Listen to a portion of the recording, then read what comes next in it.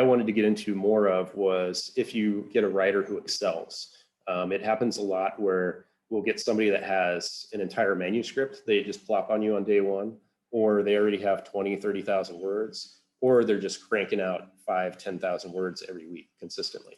So one thing you want to do is just kind of keep track of that.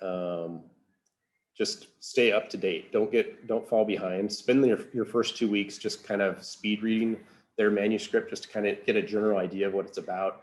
And then of course, focus on their traction plan and their big ideas document, these first documents here, just because that'll really kind of help you figure out what their book's about before you start diving into it.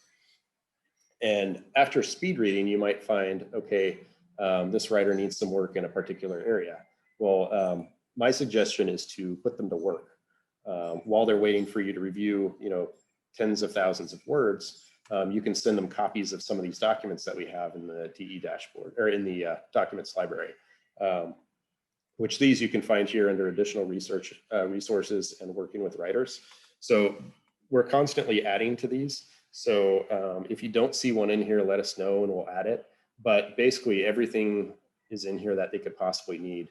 If the writer just needs help with editing and you want them to kind of give them some pointers beforehand before you start working at it, share this document called The Art of Self-Editing, which kind of gives them some tips and tricks on how to self-edit, things to look out for in their own work that they can clean up for you before you ever work on their stuff.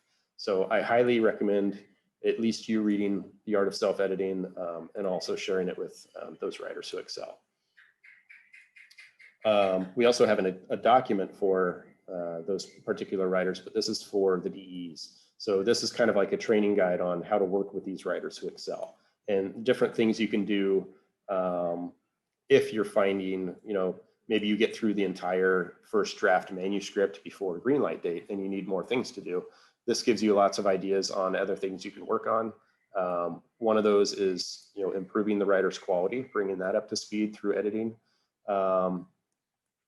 Through revising chapters. If you finish all your reviews, you can go through and revise more chapters or work on copy edits for more of those chapters. Here's that link to The Art of Self-Editing. You can also help them write their Amazon blurb, their back cover copy, blog posts, how to write those, and basically stuff that they're going to need going into the next stage of the process.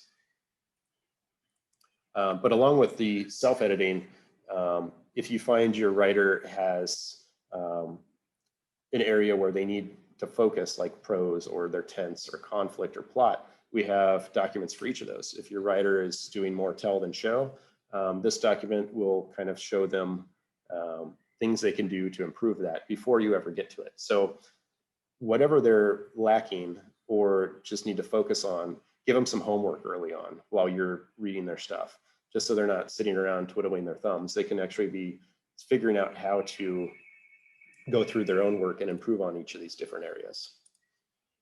And so one thing that's important to do with those writers who excel is eventually in the program, we'll switch from creating content or stories to creating chapters. And there's 2 tabs on the bottom here, creating content and creating chapters.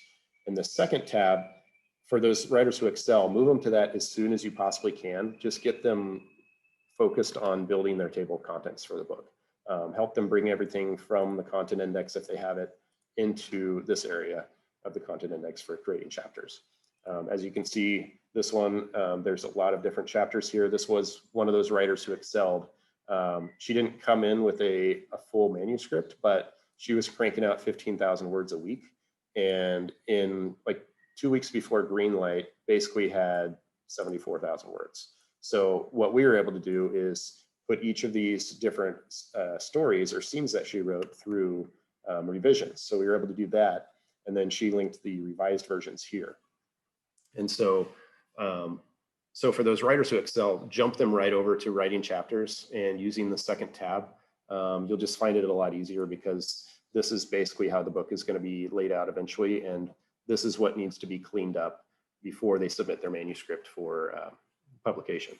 So long story short, keep your invoice open, keep your DE dashboard open, and then just work right out of here with your students and move them along from creating stories to creating chapters as soon as you can, because that'll just help everybody out.